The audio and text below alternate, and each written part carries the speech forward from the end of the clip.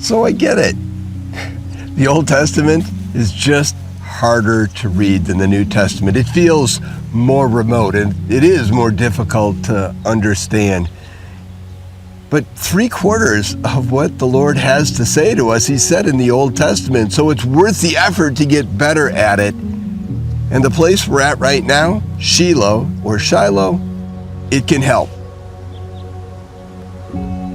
Two important things happen here, both of which are mentioned in Joshua 18. The whole assembly of the Israelites gathered at Shiloh and set up the tent of meeting there. The worship facility, the Jerusalem before there was a Jerusalem, was here at Shiloh. Second event, there were still 7 Israelite tribes who had not yet received their inheritance.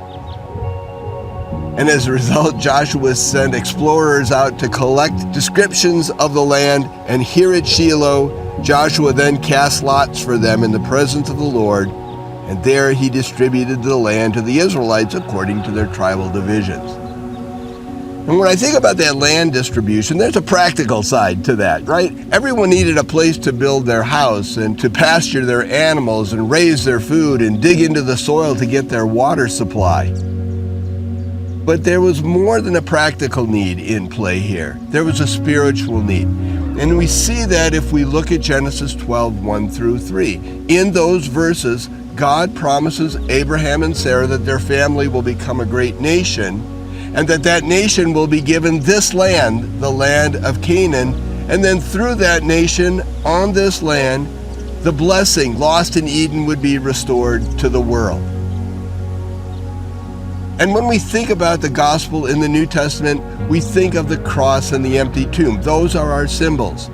What about in the Old Testament? The cross and empty tomb weren't there, but family and land were.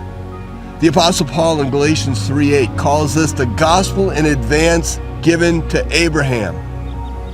And so when each family received their share of the land here at Shiloh, what they were receiving is a symbol that would remind them of God's promise to forgive them. And that's the same promise we meet if we look for that symbol in the Old Testament as well. God forgives people in the Old Testament and in the New Testament in the same way, by a promise that He will not punish for their sins.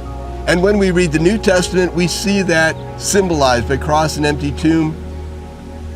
Read the Old Testament and look for forgiveness symbolized in the land.